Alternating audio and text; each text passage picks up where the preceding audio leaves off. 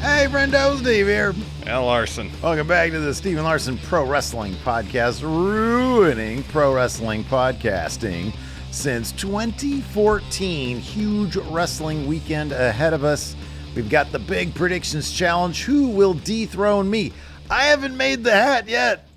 I gotta make the prize hat, Larson. Haven't made it yet. Usually at this point, it's in hand. I know. I don't know what my deal is, but I'm going to go ahead and get on that as soon as we're done with this show.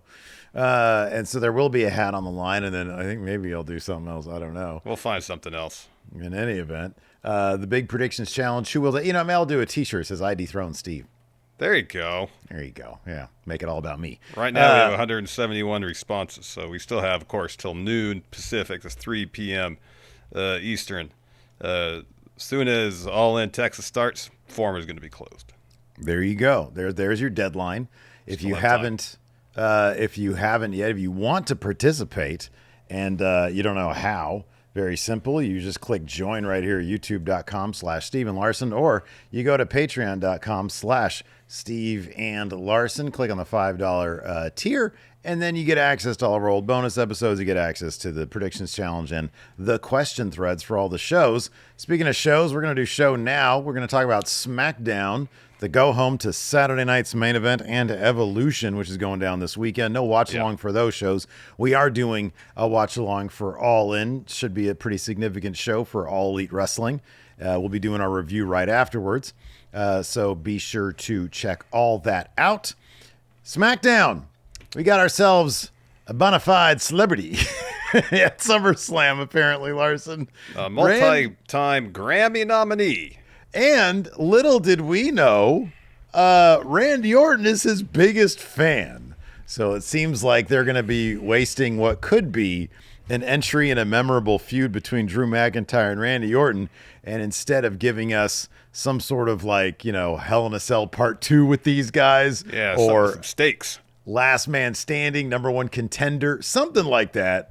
No, we're instead, after their probably 12-minute long Saturday night's main event match, we're going to get at SummerSlam, if tonight's segment was to be believed, and the reporting behind it as well. Jelly Roll, who I'm not a hater of Jelly Roll. I don't know his music very well, but whenever they play one of his songs, I'm like, I don't hate this. This doesn't bother me all that much. I'm fine with it. I don't think I'd download it, or I don't think I'd stream it on my phone or anything, but I'm fine with it. Yeah, you know what I mean? I do know what you mean. That being said, I really have no desire to see this guy. Man, oh boy, say what you will about Logan Paul, and we could say a lot, but in terms of the universe with which we are presented, the story with which we are presented, he's a relatively highly powered wrestler. He's won championships. He can do moves. Well, championship. Okay, he's won a championship. But he can do moves. His right hand within the story packs a punch. This is going to be like Jay Leno and Hulk Hogan in there, right? This is not ideal. No, it's not. No. And yeah, I have no problem with Jelly Roll. I'm not that familiar with his music. I'm not a country music fan. Seems like a nice guy. I don't know anything about him. And we talked about this on yesterday's show. This is what WWE does.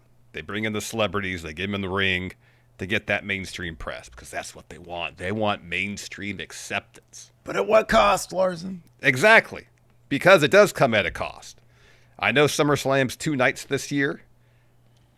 Every match on a premium live event card is precious.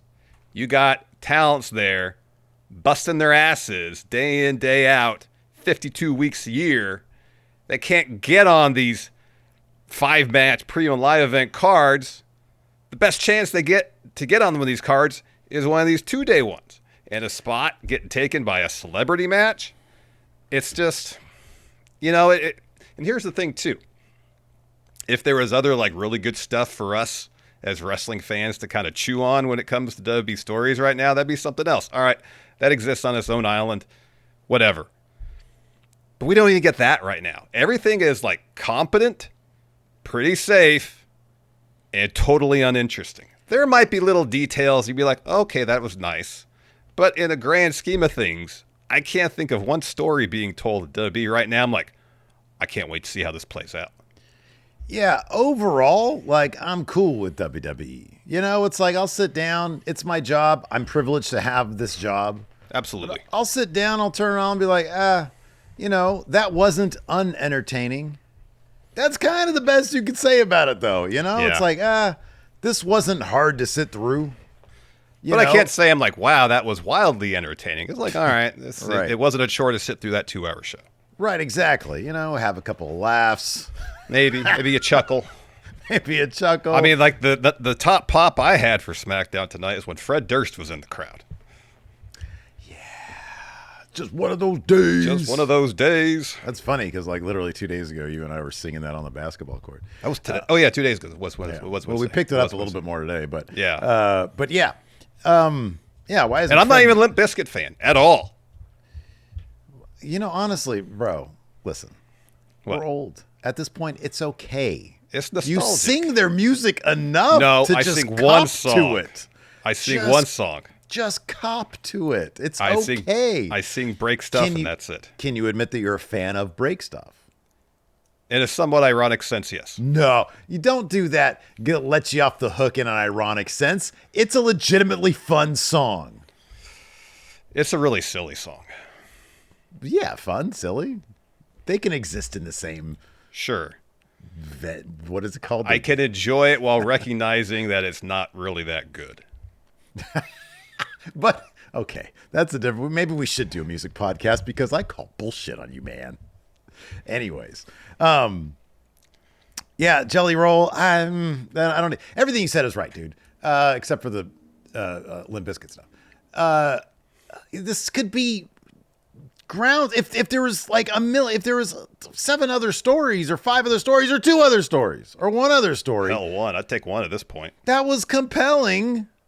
Then, like, maybe, like, the most compelling thing to happen outside of Fred Durst this week was Braun Breaker grabbing the mic away from Paul Heyman. It was like, oh, there's something right there that we can maybe latch on to. Otherwise, everything's been fine. Yeah. It's been fine. And it's like, no, we're heading into SummerSlam. We need our numbers to go up. And so we need better things on the television so that we can talk about really cool shit. Exactly. And then our numbers will go up. But see, WWE doesn't care about our numbers. They care about yeah. their numbers. And they think having Jelly Roll involved in a match at SummerSlam is going to help their numbers. I'm not exactly sure that's the case. Yeah, I don't know. I mean, will this make it to Entertainment Tonight? Is Entertainment Tonight still a thing? We asked that at least once a year. Da-da-da-da-da. I don't think that theme song is still a thing. Oh. I think the show still is. I know. That'd be Everything gets terrible. worse, doesn't it? It does. Like, come on. It's a class. Another John Tesh themed or Can you pen imagine? theme. Yeah, John Tesh did that theme, and then he hosted the show. Yeah. Says it. I think it's still on. It's probably horror. It's probably like so unbearable to watch. Yeah, probably. Yeah. Anyways, so yeah, we're getting some Jelly Roll at SummerSlam. I don't know why, but Randy Orton is now a big fan of Jelly Roll. Well, I mean, it's a situation where I guess we talked about this again yesterday. Jelly Roll's been training, but probably isn't up to speed enough to have his own match. So he has to have a tag match. And so Randy Orton today walks into the arena and they tell him, Randy, do you like Jelly Roll? Guess what? Number 1 fan. I'm glad you asked. Number 1 fan, because you're tagging with them at SummerSlam. He's all right against 2. Logan Paul and Drew McIntyre. Now, we had high hopes for Drew McIntyre in 2025, didn't we? A celebrity match at a major pay-per-view was not on that bingo card. I went all in on this motherfucker. I did too. I say he was going to win a world championship this year. After the year he had last year, I was like, this motherfucker isn't going to lose another big match, maybe even not another match until he wins the world title. He might get pinned by Jelly Roll. Mm-hmm. There's actually a distinct possibility that Drew, I don't even think it's going to be Logan Paul. I think it's going to be Drew fucking McIntyre gets pinned by Jelly Roll. RKO from Orton. Yeah. I don't know what Jelly Roll's finisher is going to be.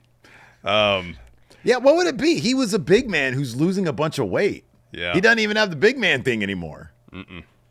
So I don't know. I don't know. All he did tonight was grab Logan Paul by his hair and pull him up and like throw him down on the mat. That's Logan Paul should have turned around and socked him right in the face. Yeah, You know? is he supposed to have knockout power in that right hand of his? Yeah, like you feel somebody grab you by the head. I've seen enough fights on Reddit to know that your reaction's instant. Turn around, knock that guy out. Send him home. Yeah. So again, this is just, if you're into how WWE presents their programming kind of writ large, including the spectacle and the celebrity. It's just so much. It's too much stuff. Man. Hey, man, good for you. I want stories. That's what I want. Is the Arby's integration not enough of a mainstream appeal? I don't know. Like even in terms of fast food, isn't Arby's a bit of a niche product? I mean, in terms of the grand scheme of entertainment, WWE is too. Yeah, but they don't want it perfect. They don't want it. Well, hey, you got to do some more work to get that Burger King money. And that's why they're bringing in a huge mainstream star like Jelly Roll. Like Jelly Roll, who sounds more like a sweet, not a savory. But yeah, man, they showed that fucking Goldberg and Gunther video package with that big old Arby's logo on it. And then like, bro, why is it that when they cut to like the actual Arby food product, they got the dookiest looking sandwich I've ever seen in my life that they're trying to promote now. That's what I appreciate about Arby's. A lot of the times these fast food restaurants on their commercials, they have the fake hamburgers. You think this is the real deal? They show you how it is. They're like, all right, throw a dartboard at the map. We're going to go to that Arby's. We're going to photograph with limited lighting one of their shit-ass sandwiches. So you don't have the situation where you unwrap your sandwich and you're like, well, this didn't look like this on TV. No, it looks exactly like it did on TV. You go to some other place, some other fast food place. You open it up and they promise a bun of a certain hue, and it's not that. Oh, yeah. Disappointment. We still have beef with Burger King on that one. Did they get hit with like a false advertising lawsuit or something? And so they're not allowed to like do the fake shit anymore? They have to do it as a shoot? I don't know, man. But why aren't they showing some of the roast beef stacks? Show the Meat Mountain or something. Don't show me whatever that shit is they're trying to sell now, because it did not look appealing at all. Really, if you're going to Arby's. Hey, I'll tell you this, though. I will break my fucking like healthy eating kick right now if Arby's gives us some Arby's money. Yeah. I tell you what, right now I'll shill for them in a heartbeat. 1,000%. Whatever that Dookie ass sandwich is, I'll be like, oh, it's the brand new Arby's Dookie sandwich. Hey, it looks like Dookie, but it tastes like heaven. But then afterwards, your Dookie is horrible. Yeah. But, when it's going down. Yeah. Afterwards, mud butt. Oh, man. So, yeah, dude, that happened. We also have new tag team champions. Yeah. Dude, I'm sorry, but I know this is just me just sounding like a fucking bummer. I don't know. But, like, is it just me, or do the Wyatts completely derailed the tag division? Like, we have this actually exciting new addition to the tag division now, Andrade and Phoenix. Hopefully they get a name. But, like, they're in the tag division now, and they're just creatively trying to, it's like creatively they're having the tag division figure out the Wyatt Six, while creatively they're trying to figure out the Wyatt Six. Yeah, and that's kind of the major thing. Like I appreciate that the Smackdown tag division understands what the Wyatts having the tag titles mean, or at least their idea of what it means, which is that we're not getting them anytime soon. Yeah, right. They're too tough to beat. Yeah. And everybody's kind of pointing fingers at everybody else. And Ciampa's funny when he's like so over the top. Yeah, he's good. He knows what he's doing. Yeah. Yeah. But why do the Wyatts care about the tag titles? They haven't answered that question. And that's a major thing. Yeah. I don't mind them. I don't mind that simply because they're supposed to be mysterious.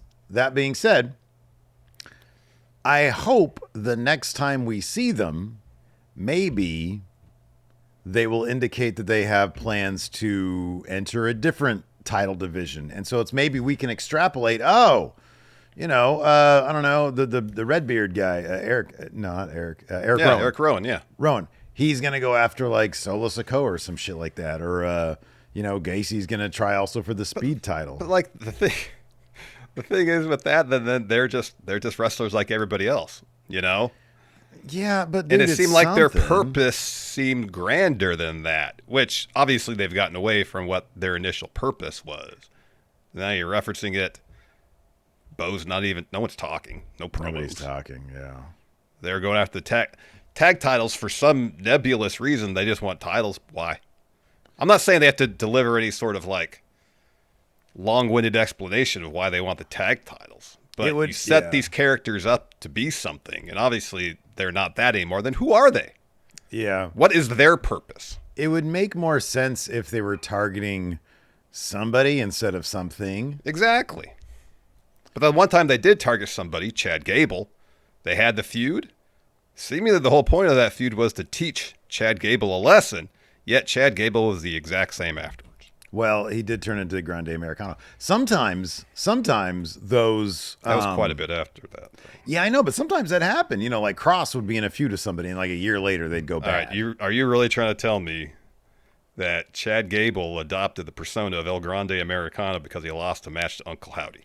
Bro, half the things in WWE happen due to coincidence. All the shit, all the people that turned heel because of Cross or whatever, yeah, it was because of coincidence. We need this bad guy. Oh, he happened to be feuding with Cross beforehand because they didn't know what to do with him. Yeah, no, it's all coincidence. So sure, that's exactly why I can absolutely claim that. Yes. Long-term storytelling. yeah, exactly. Long-term stumbling into things. So yeah, let's just we got a sponsor for today's show, so let's talk about them, and then we'll get into the nitty-gritty of the show. We'll do it. Let's do it. This episode of Steve and Larson's Pro Wrestling Podcast is sponsored by BetterHelp, Steve. Yes. We are pretty darn fortunate that we don't have to go into an office anymore for work. We used to. And I can remember times in my life where I'd wake up in the morning and absolutely dread going to work. It's a terrible feeling. I'm not referring to the times we had the office, though. It kind of feels like you are a little bit. You're like, oh, that miserable Steve. I got to see him at 9:30 in the morning. In any event, workplace stress is now one of the top causes of declining mental health, with 61% of the workforce dealing with higher than normal levels of stress.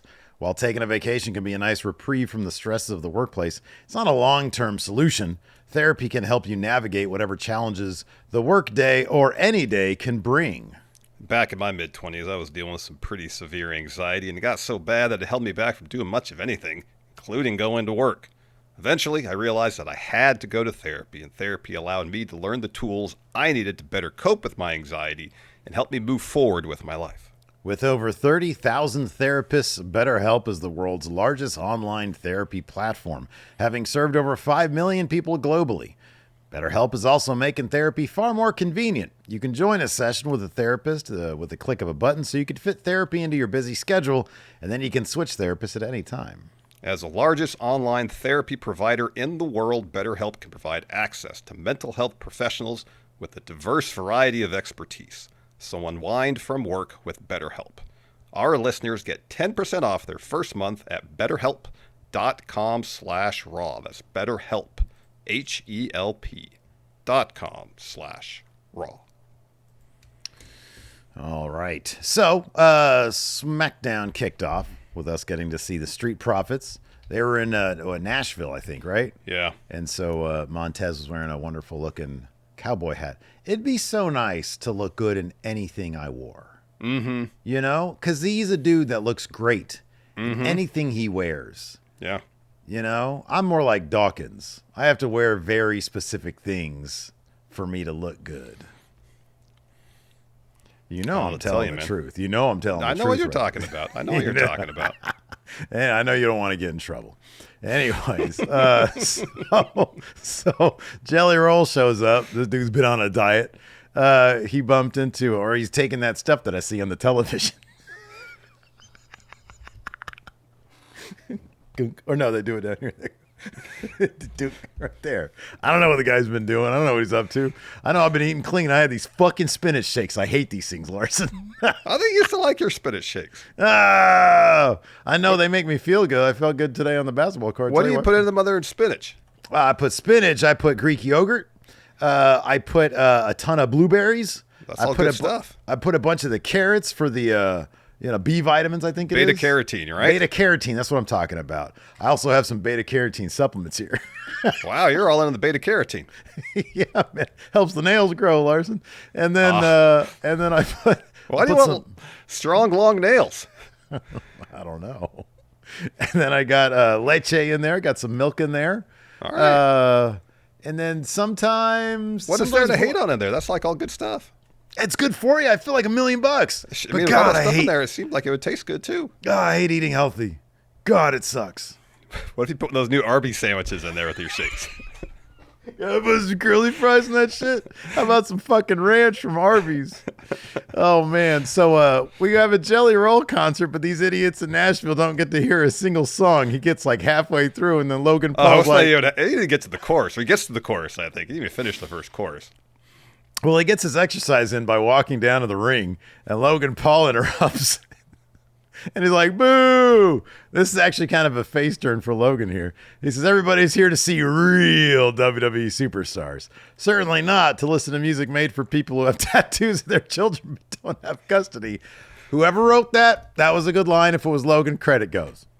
He says, listen, Jelly, the ring is sacred. This ring is sacred. You belong on a stage, not in the ring. What I'm disgusted by, celebrities, influencers, personalities coming into our industry, leeching off of our success on a platform we have built. He says, clout chasers like you disgust me. And people are booing him because they're in Nashville.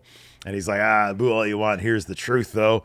WWE doesn't need a Jelly Roll. It needs a Logan Paul. I set and raised the bar for what it means to be a pro wrestler. Why are you here? I'll tell you why I'm here. I belong here. Breaking news. This company loves me so much that my podcast Impulsive is just, and I think he wanted to get through the entirety of this next phrase, but apparently Impulsive is inked to deal with WWE of some sort. Yeah. And then Randy Orton says, hold on. Oh, no, I'm sorry. This is Jelly Roll still. He says, hold up. You must not completely understand where you are, Logan Paul. This is my hometown of Nashville, Tennessee. Down here, nobody gives a damn about your podcast, Logan. And then we hear Randy Orton pissed off, like somebody pooped in his duffel bag. He says, outsider, you freaking kidding me? And he says, you got the balls to call him an outsider in his hometown? He's one of the biggest names in music industry, and he is in our ring. If anybody's an outsider, it's you. How about a little damn respect? I'm like, damn, Randy Orton, I didn't know you were such a huge Jelly Roll fan. I mean, there's more. I need you to listen up real good, you entitled whiny little bitch. Yeah. Everyone back there does everything they can to move heaven and earth to make sure Logan Paul looks as good as he does. And then so, we'll pat Claymore. And then, Drew McIntyre hits Randy with the Claymore. And So he walks off. Yeah, he walks off. Logan Paul starts laying into Randy, and then Jelly Roll grabs him by the hair, tosses him back. Logan really should have done like a Shawn Michaels Hulk Hogan thing, where Jelly Roll, it's like he's got this like immeasurable strength. And they should give him a backstory where he was like, when I was a kid, they tried to bully me because I was a fatso. And then I was like, but then they realized that I'm truly an unstoppable force. And it's just like, they do like an AI video. Little do you know, I used to be in strongman competitions. And they got some AI video of him getting one of those kegs and throwing him over that wall, you know? Yeah, exactly. But then he ends up morphing into the keg and he throws himself over the wall. And it's like, wow, Jelly Roll, you turned to keg. Yeah, exactly. And look, the keg is rolling now. So, give him some sort of backstory. I know. Like, they're bringing these characters in, kayfabe the shit out of their origins so that, like, this makes sense that he's in the ring. Yeah. We don't get that, though. So then, Jelly Roll picks up Logan, throws him to the mat, and then Logan leaves and smashes the band setup. Yeah, he throws a big tantrum up there on the stage. Yeah. And they're like, oh, this is a big angle. So we'll see what happens. They got huge plans for this particular angle. I mean, I'll be honest. I'm not going to lie. I had a good time talking about Jelly Roll. So, I guess as long as I'm having fun talking about him. It's something. We got to get some value out of it, right? We got to get some value. Even if it's just you and me having fun. Exactly. So then we see a replay of what just happened, even though we just saw it. Yeah. And then we're backstage, and Randy thanks Jelly Roll. And Jelly Roll says, hey, Hey. can I join you ringside for your match at Saturday night's main event? Randy Orton's like, you want to be ringside? No, be in my corner. Be my corner man. At Saturday night's main event. So we're going to have Logan Paul there too. Yeah. It's all to set up a tag match at SummerSlam. Mm-hmm. Yeah. Speaking of tag matches, we got one in the main event. That was at the beginning of the show. So LA Knight's music hits. I like that you texted me saying that every LA Knight promo is just a ride. The long ones where he has to like tell a whole damn story are both. It's thrilling because you never know if he's gonna choke on his gum, if he's gonna forget a line, That is a certainty. or if he's gonna nail it, which is not a certainty at all. No. And nonetheless, despite all that, it seems to endear him to the fans even more. And I understand that. I really I do, too. because I do it too. humanizes him. It's like he's Absolutely. this larger than life guy, but number one, they're insistent on not really giving him a good push, even though like he's always featured. Dude, it's like no matter what they give the guy, featured spot after featured spot, it's not enough for people. And I get it. I honestly thought the United States Championship win would be, okay, people are good with LA Knight now. They just want more. Us LA Knight fans, we're greedy. Mm-hmm. I mean, more for the guy. So anyways, he gets on the mic and he says, let me talk to you. Predictions and spoilers, two things that are common themes in wrestling, and they come out of Paul Heyman's mouth an awful lot. You think of him, you think of a guy who feels like he holds all this power. Oh, he kind of does. Seth frickin' Rollins, let's be honest, a desperate man. A man who's a little, I'll say it, washed. Had to go ahead and make the desperate move to join with Heyman and amass this goon troop of that slophouse Bronson Reed and the dog-brained idiot, Braun Breaker. And boy, oh boy, getting those words out of his mouth was not easy. They barely made it out on time. Yeah. He says, let me stop joking, though, because those two men tried to hurt me and injure me. They tried to take me out of WWE. They tried to do it on the orders of Seth Rollins because he couldn't do it him damn self. Now in 24 hours is me and Seth at Saturday night's main event. I got my hands on him twice, but it's not enough. I want your dignity, Seth. I want your justice, and I want to hurt you. I was hoping you'd say, I want your dignity, I want something else, and I want your briefcase. And, yeah, I know. Put it on the line, coward. Yeah. Well, they don't do that. He says, hurt you, and I will tell you, you got all the reason to sit back there and think, I'm not scared. Well, you don't need to be scared to get your ass kicked. Kicked it most certainly will be. That's not a prediction or even a spoiler. And I love when he uses the line, it's a fact of life. Yeah. He should say dummy. He says, because I'm the damn spoiler. And he goes, yeah. That brings out Paul Heyman. Yeah. And so he does his intro. It says, I hate when you do that, responding to the crowd doing the yeah thing and him doing the yeah thing. And he says, it's Seth's personal oracle. I am blessed with many gifts in life besides being outlandishly good looking. As an oracle, I can see into the future. I see into the future for Seth, myself, Braun, and Bronson. And that is the future of this entire industry. I looked into your future and see absolutely nothing because you have no future at all. And then Solo's music hits. He comes out with his MFTs. Yeah, so they have the shirt now with the logo. Yeah. Let's see if the shirt is already available on the WWE shop. Yeah. And we're going to take a quick detour here to do a quickie review. Oh, they got the cartoony Blake Monroe one there. All right, where is this? I want new arrivals. Who's in this thing? Solo? Where's Solo? Yeah, Solo. Solo's not even on the front page. All right. Where is Yeah, what the his- heck? Oh, it's right here. It's right on the splash page. Right on the very Jeez. front. Mine's not. All right, so I'm going to put this thing up on the actual video. You know what they really should have done? Mm-hmm. Oh, they got. I just noticed the names are on here too. Are they? Yeah, they should have done like the old Death Row shirt. Yeah, I was thinking the exact same thing. Oh, they do have the names here. Why are the names on there? Everybody knows who Tonga Low is. I'll be honest with you. This looks like a new ripoff character named MFJ. It does. Yeah. It looks like MJF's font, And it looks like MFJ. Yeah, it does. Yeah. One thing that mildly bothers me Is Solo is at like a different camera angle than the other three guys? All of them are different camera angles because JC is looking slightly to like, what is that, the left side of the shirt, whereas Talatonga either is looking forward or slightly to the right side of the shirt.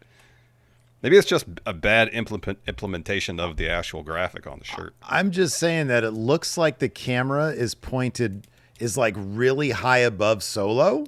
Yeah. And meanwhile, the camera for the other guys is kind of at eye level. Well, it makes sense for Talatonga because he's really tall. Yeah, that makes sense. That actually does kind of make sense for him. God damn, dude. I saw a picture of Robert Wadlow not long ago the other day. Mm-hmm. He was, that dude was like 8'3". Mm-hmm. God damn, that dude probably back then especially, he'd been averaging like 50 and 30. Oh, yeah, heck yeah. If he was in the league. Yeah. Died at 22, though. Yeah, I know. Infected leg brace. Oof. Yeah, that's horrible, huh? That guy was super tall. He was super tall. Anyways, back to this. Yeah, back to this. So Heyman comes out. No, Solo comes out. Sorry, Solo comes out. Some things comes changed and some things stay the same. Paul Heyman, when you went to Raw and left my family, everything's changed. No more bloodline, no more tribal chief. Did you hear here's a sidebar, that when Roman comes back, they're going to refer to him as not just OTC, OTC1. And I'm like... Sounds like a starship, like a spaceship from Star Wars. It does, but original... Yeah. Doesn't that kind of signify first? Well, who's the second? I don't know, but why would you have OTC1? Who's OTC2? Wait, is it one WON? Yeah, number one. Oh, man, we've been friends for so long. I just said, is it WON? You said, yeah, number one. Dude, I've been out in the sun all day. I can't spell. It's hilarious. I love it. It's number OTC. No, it's not OTC1 like Obi-Wan. No. OTC1 Kenobi. No, it's OTC the number one. And I'm like, that's redundant. It's a redundancy there. And who is number two? Yeah, that's the second question. Well, that's the thing. Who's number two? There's not going to be another one. No, because there's the original, and then if there's a second tribal chief, one of those, they're not the original. Like one of them wrestling Centel things? That would make sense. That would make a heck of a lot more sense. It sounds too real to be that, though. It sounds like something silly they would do, but I don't know why that is. Anyways, he says, no more wise men. He says, so Paul Heyman, if you want to live to see another day, I suggest you leave the building right now before my MFTs put your big ass through the table like we did last year. So Heyman scurries out of there. Solo notices that Knight's alone. So he's like, oh, and Mr. LA Knight, I'll tell you what's changed. I'm the new United States champion, baby. He says, you know what that means? The man who beat you at WrestleMania, the one everybody's afraid of, Jacob Fatu, I beat him. He's gone. Out of here. Anyways, I'll give you the same chance I did Paul Heyman. Walk out, leave, don't come back. I'll make sure my MFT, make sure you never walk again. I mean, let's talk about redundancies. The M in MFT is my MFT. Yeah, you got to say, or else make sure MFT, make sure you never walking. Or you say, or I'll make sure my FT. Yeah. Yeah. So LA Knight teases getting out of there, but he says, all right, nah. Sorry, boys, they won't let me leave. So if you want me to leave, come in and make me leave. So they surround him, and then Jimmy Uso comes down to make the save. And then Nick Aldis comes out, and he says he books the tag match for tonight for the main event, which we had. And I was shocked. At like 6:40, I was like, bro, we could just load up we could start doing the show right now because JC is going to eat this pin. Nah. Go home, math. Had to play out here. Jimmy Uso got the pin on Solo Sikoa after some Paul Heyman distractions and shenanigans. Yeah, it kind of backfired for Solo there. Yeah. Then afterwards, Solo screaming at Heyman.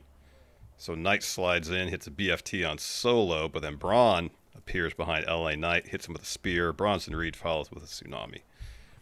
And that's how the show goes off the air. Yeah. Also, on Smackdown tonight, we had a summit between Tiffany Stratton and Trish Stratus. And they really, that sounds like a tag team name that you can just sort of Rawgate name. You could just combine somehow. Well, they were a tag team for one. You match. keep saying that, but I don't remember that ever being a thing. It happened. When did that happen? Last year? Was it last year? Oh, Trishy time. You're right. Now I remember. Yeah, you're right. Anyways, Wade's in the ring for this summit. 48 hours from now, we have a dream match for the WWE Women's Championship. Ladies, I've got a couple of questions. Champ up first. What made you choose Trish? And she says, it's obvious. I already beat Charlotte, Nia, Bayley, and Evolution. Why wouldn't I want to face one of the best of all time? Once I beat her, maybe I'll be one of the goats. Trish says, I definitely feel pressure, Wade, but I think Tiffany should be feeling the pressure too. She says, you said it. You need to beat me to be the greatest, something I already am. She says, when I win at Evolution, I leave with the title and you leave with nothing. On Sunday, I'll do what I've done for 25 years. I'll deliver stratisfaction. Tiffany says, I'll let you live out your glory days, but this is Evolution for a reason. You think Tiffany Stratton believes in evolution? She continues, I know all about your accomplishments. I've seen the VHS tapes. That's a good line. Yeah. Trish says, you learn about VHSs on TikTok? Not a good line. She says, I helped build and solidify this division. I'm still delivering for this division. I love you, and you're doing a great job, but I'll be an 8-time champion. And then, thank God, somebody I care about, Naomi, her music hits. She comes out with her briefcase. She's like, I just want to remind you. And then Jade comes out of nowhere. Whoop-pow on the ramp. Beats her down. Officials come to break up that. You got a pull-apart brawl there to end that segment. Yeah. Then we had a really good match. First match of the night was a four-way match. Does anybody, I'm curious, just let us know in the comments. Does anybody think Trish is going to win this? Is anybody going to put anything on Trish Stratus in the predictions, I wonder? Maybe one or two people might just. Like, you don't go on a limb this early. Well, this is one and done. It's this weekend and it's over. It's the entire thing. So maybe you do. So we had this really good four-way match, one member of each team in the women's tag team title four-way match at Evolution. Before the match, though, we had Charlotte backstage. Alexa walks up to her and she says, hello, Your Highness. I need you to take time from all your royal duties and accompany me to my match. And Charlotte says, we're not friends. And Alexa says, I know, but I need you ringside because everyone has their partners. And if you want to make a statement for Evolution, that's how you do it. And then Charlotte says, do I look like a cheerleader to you? And Bliss says, sorry, Charlotte, you'd be a terrible cheerleader. And then Charlotte says, not true. I cheer for myself. Well, Charlotte ended up being ringside with Alexa. It actually helped her out. It did. This match was a lot of fun. We got a double soul snatcher. Soul Ruka. Yeah, it was Roxanne versus Alexa versus Soul Ruka versus Kairi Sane. Somebody asked on WrestleJuice today, I did an ask thing. They said, why do we say it like Soul Ruka? And just a refresher, when she first debuted and we learned about her name, I believe I said, it sounds like something Al Pacino. It sounds like an Al Pacino line of dialogue. Yeah. Soul Ruka. Yeah. So that's why. It's not going away anytime soon. Nope. So at one point, we get the double soul snatcher by Saul. She covers Roxanne. Raquel puts Roxanne's foot on the rope to break the count. So that Zarya takes out Raquel, but then Raquel scoops her up, boots Asuka while she's still holding on to Zarya, slams Zarya into the announce table. Charlotte then takes out Raquel, chucks her over the table, and Sol Ruka eats a back fist from Kairi, follows with the insane elbow attempt to Alexa. But Alexa gets her feet up. That was great. Yeah, that was really cool. And then hits the Sister Abigail DDT, and then Alexa covers to get the win. Yeah. No tag titles for Alexa and Charlotte, seemingly. No. I still got to think that it's going to be, they're going to use the chaos to retain. That's my guess. Yeah. We also had Aleister Black taking on Ron. Now, the Ron thing stems from an old episode of NXT after John Gargano. You're explain everything now today, aren't you? I'm just a refresher course. After Johnny Gargano was revealed as the guy that attacked Aleister Black, Aleister shows up, and he's looking for him. Yes.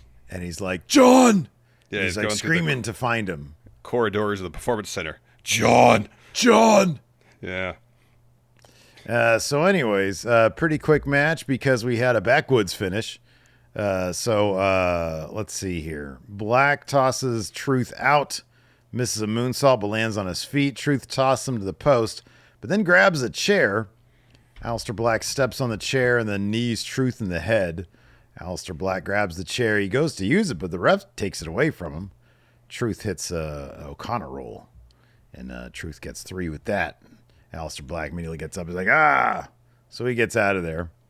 And then later on, he's all backstage pissed off, as, you know, you would be. I left AEW for this. And then he's going to go after Truth, and Priest blocks his path and says, I don't know, like none of his fucking business is Priest. Yeah, no. It's over, man. Let it go. You lost. I get it. You're pissed, but you got to let it go. And then he's like, oh, yes. Priest, you are right. I have to let it go. And then he walks out of frame, and Priest is like, oh, I got my Slayer shirt on. I'm going to go listen to some Slayer now. And then he says, Priest! And then just fucking nails his ass with a flying knee. It was great. And then he hits a black mass into the concrete pillar, and then he kneels down, and he says, now I can let it go. He should have sang, let it go. Let it go. I thought you were Let going to it say go. Sing some Slayer. I don't believe Slayer has a song called Let It Go, but I'm not that familiar with their work. I know they have one called Raining Blood. Oh, I thought it was called Rain of Fire, but Raining Blood, that sounds Raining right. Blood, yeah. That's really the only Slayer song I'm really familiar with. Yeah, I don't even know it. I just know that it exists.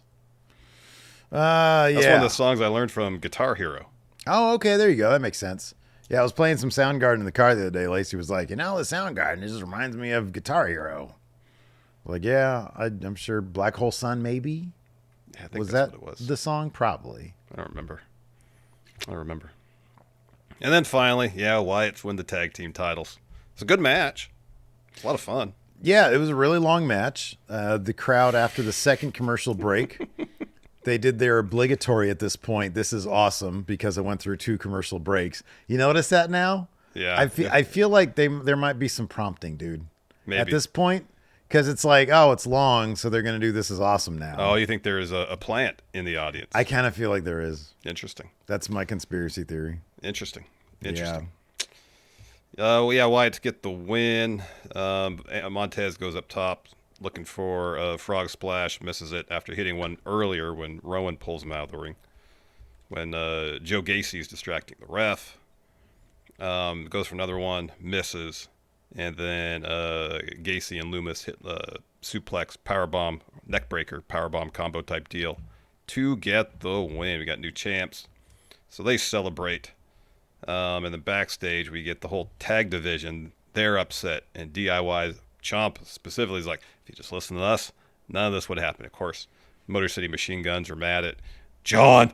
Tagging in when Chris Sabin of Motor City Machine Guns was looking for that tag.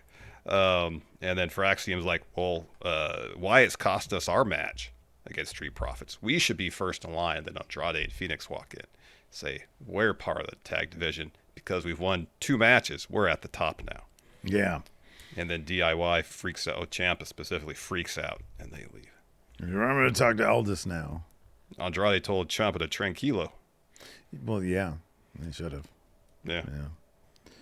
Anyways, would you like to answer some questions? Let's answer some questions. Joe the Meme Maker says, what is the biggest wrestling upset that you didn't like at first, but in hindsight, then enjoyed? Didn't like it first. Oh, I didn't like that. I'm trying to remember. Some of those questions that really puts us on the spot, Oh, especially maybe. on a Friday night. What? Maybe Jinder winning the title. Okay. Because I feel like when he first became number 1 contender, nobody thought that he was going to win the title. Yeah. And then he did. And then, afterwards, I was like, man, he had really cool packaging. Yeah, his presentation was top notch. And we wouldn't have got Great Khali's return. You know, in terms of train wreck television and just how awful it did for the company. I remember, dude, and I wish I could find this, but I remember seeing ages ago, I think it was on Reddit, there was somebody had done like some sort of research about like Google Trends in WWE. Yeah. And how up until Jinder, for like years, they had like really great positive trending growth. with each champion that had won like the WWE title. You know, Orton, Bryan, Cena, blah, blah, blah. And then it hit Jinder, and like WWE's trending shit went off a cliff. Yeah. People just dropped out. And it was like, God, talk about death of a thousand cuts. Like Vince just bled that company creatively. Yep. But I had fun with Jinder. Eugene asks, which current WWE superstar would be best served with pulling a Cody and betting on themselves in the independents?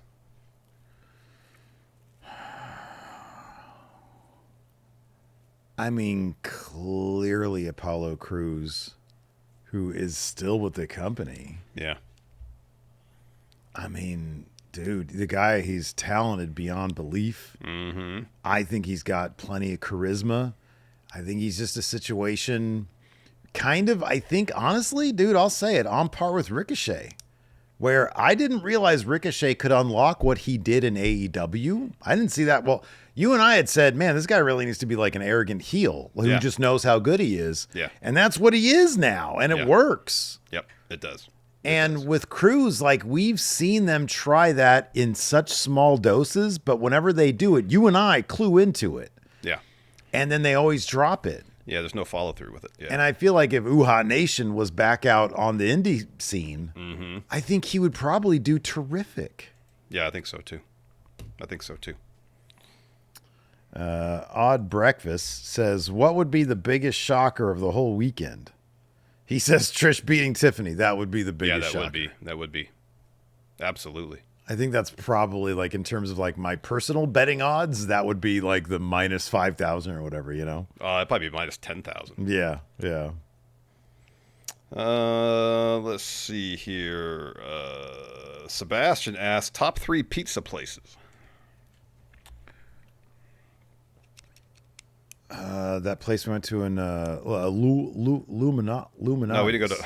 It wasn't Illuminati's. No, it was Luminalda? Giordano's. We went to Giordano's. Lumalnati is the other. Luminati. Yeah. Illuminati. Illuminati. Lumalnati's. Yeah. I'm probably even saying that wrong. I think that's how you say it. Sounds a lot like Illuminati. It does, but it's Giordano's is where we went to. Okay. God damn it, that was good. That so was I'm going to really put good. that at my number 3. And it was made better because Tama Tonga was there too. Yeah, he was. Wasn't Haku there? Maybe. I think he was. So I'm going to go with that, Giordano's. And then, dude, the 2 here that I'm down with is Mountain Mike's, and it's a fucking round table. It's just, they're so goddamn expensive. I know. And the difference in the experience between those and a Little Caesars fucking get it out. Because you know what they do? Yeah. So it's not even hot and ready anymore. Now what they do is you order it on the app. It's more expensive than $5. It's like $11, right? Which is still cheap. Yeah, it's a third of the price of round table. Yeah. Yeah. You go there, and then they got this oven rack thing where you type in the code that you get on your phone, open it, and it's good. It's fresh. It's hot, ready, but not stale hot and ready. Yeah. Yeah. And the difference isn't that much. like in terms of, you know, it's like, yeah, I'd rather have Round Table or Mountain Mike's any day of the week. But do I want to spend fucking $35 plus the tip? Yeah. You know? No, I'm spending $11.99. Yeah. And not have to, you know, I just drive over there, take it out of the oven thing, burn my hands, and then I'm going. That's pretty cool. They got that. It's a good deal. It is a good deal. I mean, they're at the forefront of pizza tech over there at Little Caesars. You know, hey, what's Chongo's pizza place? Luigi's? Is it Luigi's? And where's Esac? Are they in Esac? No, it's on Stockton Boulevard. All right. Luigi's on Stockton Boulevard. Yeah, their pizza's good. That shit is bomb ass. It is really We good. went to his house. This is ages, probably pre-pandemic. I think when they first got the place. Yeah. And he had some of that pizza there. I was like, It's this really is good. bomb ass pizza. Yeah, it's good. Yeah. Cruz here says Alexa and Charlotte are great together, right? Yeah, I'm down with them. they're developing some good chemistry. Alexa and Charlotte are. If you get some of Charlotte's personality that she displayed in the Undertaker podcast, because there's a bunch of clips of those floating around, she's a charm. Yeah. She's so fucking charming. She really is. She's awesome. And if you get some of that, like real, you know, Ashley Fleer into the Charlotte character. And if you do that through Alexa, I think that they're going to be a winning combo. Yeah, I really so do. Jules asks, what's your favorite My Morning Jacket song? It's probably, what's it called? Is it Golden? That's a good one. I was going to say, I'll Sing You Songs or something like that. Is that what it's called? Oh, yeah. I'll Sing You Songs. Yeah, that's a fucking that's a great awesome one. song. That's a great pick right there. I think that's the first My Morning Jacket song I ever heard. Yeah. I was like, wow, that was really good. That Did you album see they're on tour and they're doing, playing, was it Z in its entirety?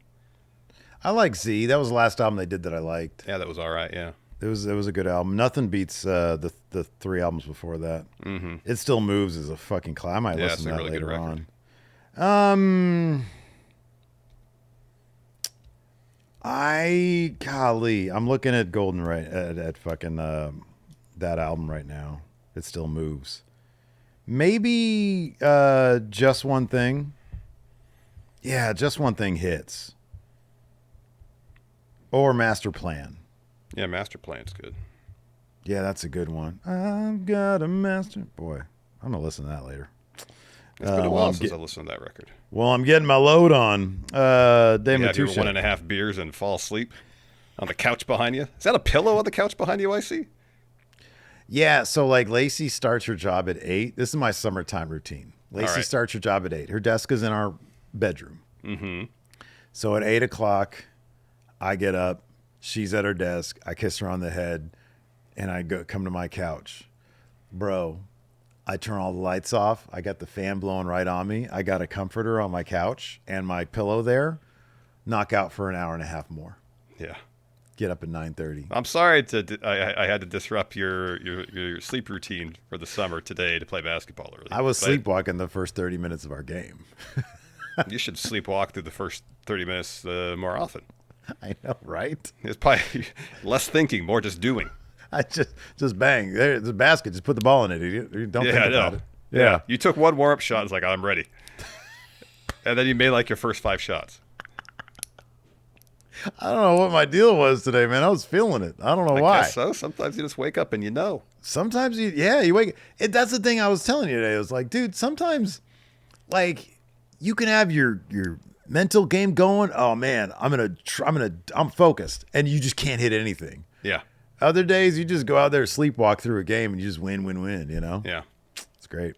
Here we go. Oh, did you hear about this? Goto might be cast as E Honda. Yeah. Hun.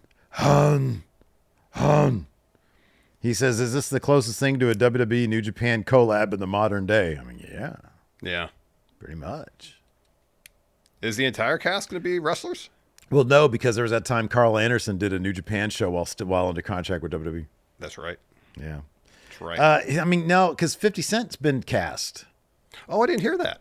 Yeah, as like the boxer character. I don't know what the dude's name is. I think he's a boxer of some sort. Yeah. Gosh, what's his name? I don't remember. Yeah. Yeah, 50 Cent's in it. Street Fighter cast. 2025. Jason Momoa. Oh, that's right. That was part of the initial announcement, yeah. I don't know these other names. Dave. Oh, I know this guy. Oh, yeah. The guy who's playing M. Bison. You know who this is. David Dastmalchian. He was, that 70s talk show horror movie. I didn't see it, but I know what you're talking about, yeah. The actor, the main dude. Okay. And he's been, dude, he was in the Suicide Squad as the Spot guy. Okay. You'd know him if you saw his face. All right. Art guy wants to know, can we turn Tiffany heel already? I'm over it. Nothing about her as a baby face, especially her catchphrase. Yeah, I'm not into Tiffany as a good guy. Mm-mm. I just don't. It's not. She works so much better as a bad guy. Yeah. Payday here asks, with how Triple H has booked heel New Day, Ron Killings, and Carmelo Hayes, how can we have any faith when it comes to Javon, Trick, or Oba? What are the names that you just mentioned? Ron Killings, Mello, and heel New Day. And heel New Day. All right, man. I'm not gonna sit here and be Triple H apologist. Those are all good examples of booking that is. I mean, I don't know. Ron Killings got the win today. And granted, I guess they were going to let him go or out of his contract, but they brought him back. They let him do a serious thing. He's going to have one last good run. Let me put it this way. Carmelo is a head scratcher to me. Mm-hmm. Carmelo's a head scratcher. Heel New Day, for that matter, is a head scratcher. Heel New Day, when they're on TV, do really good work. It's just, obviously Triple H has a hard time with tag team stuff. And I'm not making excuses. He just doesn't do a good job with them. To me, I think the key is kind of, and it's not like Carmelo wasn't, but Javon, Trick, and Oba, he's got kind of an opportunity and a clean slate with their call-ups that I feel like he's going to do solid by them. And if he doesn't, that's going to be fucking... Like, could you imagine if Oba Femi, a dude that size, that dominant look of his, he's going to be stuck in, like, purgatory? I would be shocked. I'd be shocked. I think he's going to get the Braun Breaker treatment. He should. I'd be really surprised. Oba should be one of the dudes who gets called up and it's like instant impact, you know? It should be the Kevin Owens treatment. It should be the Kevin Owens situation. I think, dude, you look at Trick and what he can do on the mic. I mean, he's a what do you call it? 5-tool player. Mm-hmm. Dude, he's everything. He's everything. I could maybe see if he thinks, oh, Carmelo doesn't have the promo. You know, maybe there's that. I don't agree with that. No, I wouldn't agree with that take. Maybe either. he wants a certain thing. Trick is a fucking promo and a half. Yeah. He's got the size. Yep. He's got the look. He's got everything. Yeah. How do you fuck that up? I mean, Javon Evans might be the most relatable character in all of WWE. If Javon and he's a fantastic wrestler. If Javon doesn't hit, it's going to be because of his size. I mean, I'm just trying to put myself in like the Triple H, in his shoes, basically. And it's like, well, he's skinny, not skinny compared to Oba Femi. Yeah. He's skinny. Trick Williams has tons of muscle. Yeah. But I agree. I think Javon, dude, if you look at RVD, and I don't think Triple H liked RVD, but if you look at I think if you look at Javon Evans, dude, that dude, I think is RVD, but with a genuine promo. Mm-hmm. RVD kind of had a genuine promo too. That's kind of why I see that a little bit, Yeah. I mean, I make the parallels between Javon and Will Ospreay from the promo perspective. You put a mic in their hand, they're relatable, they're believable, they're genuine with what they're saying. Yeah. Nothing about their delivery feels forced. Yeah. Or scripted for that matter. Yeah. Yeah. And he's really good. Yeah. He's really, really good. I think that dude is the most relatable, like in terms of building a connection with the crowd. Mm-hmm. I think that, I don't know how you miss. If he's not now, if Triple H would take that as, well, he's not monster truck larger than enough. life. He's not. Yeah. Airport test, But Oba and Trick are. They're there. You know what I mean? Mm-hmm. So if he fucks up with them, then he just doesn't know what he's fucking doing, because that's like that they are as ready-made, ready to go, slot them in and get them, strap a fucking backpack. It's those three guys, especially Trick and Oba and Braun Breaker. That's your future right there. That's your future. And if you play your cards right, that's a hell of a future. It is. So yeah, it's them and Vanity Project. Anyways, that's going to do it for the show today. You think, Jackson Drake, future. Oh, it's all about Chad Baylor. Brad Baylor. Such a fan, you didn't get the name right. What's funny is that I said that incorrectly on purpose. I know you did. You got any more questions over there? No, say no. All right. He should be Chad Baylor. Why, you don't like the Brad alliterative Baylor? nature of Brad Baylor? Brad Baylor. Jackson Drake. Corey said Jackson Jake the other day. Yeah. And then he corrected himself, and I'm like, should it be Jackson Jake? Would that be a better name? Jackson Drake. Yeah, you can say that. That's fine. About Ricky Smokes. I actually like that name. Yeah. Yeah, it doesn't fit the guy. They should have put it on a different guy. Yeah. They should have put Ricky Smokes on Saquon Sugars. All right. I could see him as a Ricky Smokes. I don't know why. Guy, he's just so much personality. But Saquon Sugars is a good name too. Yeah, it is. It is. Those are actually Saquon Sugars is a really good name. It is a good name. Yeah. Anyways, that's going to do it for the show today, everybody. Thanks for tuning in. We appreciate it. Till next time. We'll see you guys around. Goodbye.